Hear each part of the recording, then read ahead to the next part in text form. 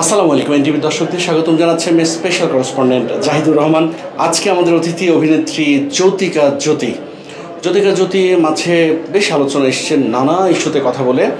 তিনি কথা বলেন, ফেসবুকে পোস্ট দিয়ে নানা রকম আলোচনায় থাকেন, আর তার কাজ নিয়ে তো আলোচনা আছেই। জ্যোতি, এই মুহূর্তে আপনার ব্যস্ততা কি? মাঝখানে তো ব্যবসা বাণিজ্য করলেন, খনা নামে একটা প্রতিষ্ঠান গড়ে তুললেন, তার কি হলো? খনা অর্গানিক করোনার সময় প্রতিষ্ঠিত করা আমার একটি কৃষি বিষয়ক প্রতিষ্ঠান।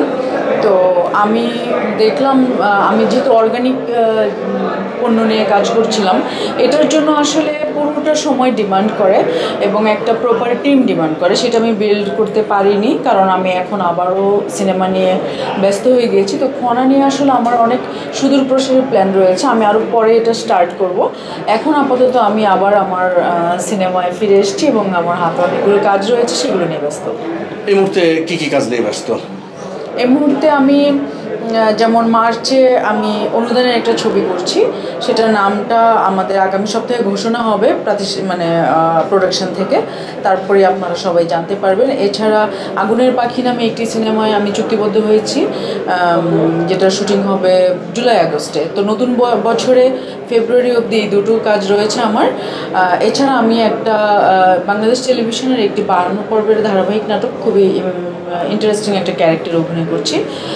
আর আমার মুক্তির অপেক্ষায় রয়েছে মানুষের বাগান, অন্ত্যেষ্টিক্রিয়া,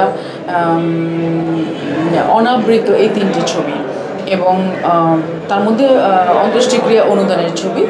তো আপাতত এই কাজগুলো নিয়ে আর কি ব্যস্ত আছে। ঘুরে ফিরে জ্যোতিকা, আপনাকে অনুদান নির্ভর ছবিতে বেশি দেখা যাচ্ছে, কিন্তু মেইন স্ট্রিমের ছবিগুলোতে খুব কম, কারণ কি? আসলে সবই যে অনুদান নির্ভর তা নয়। যেমন আগুনের পাখি, অনাবৃত, এগুলো অনুদানের ছবি নয়।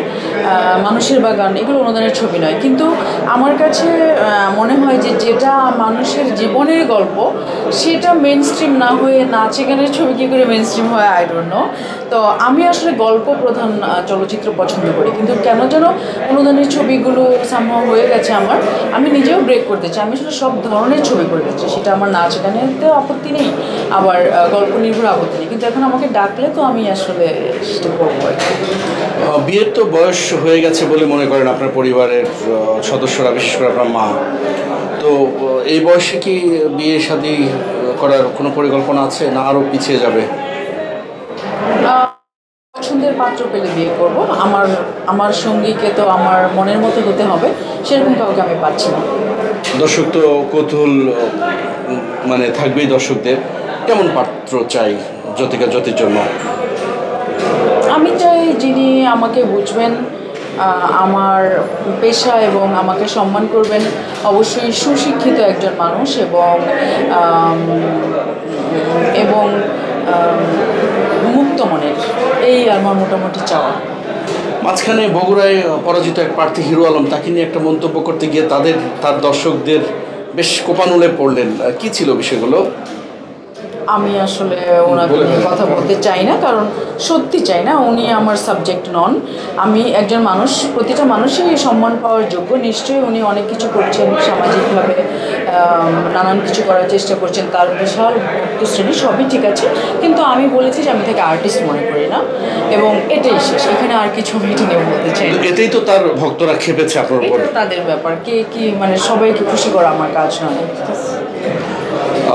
অভিনয় নিয়ে কোনো অপ্রাপ্তি আছে আপনার?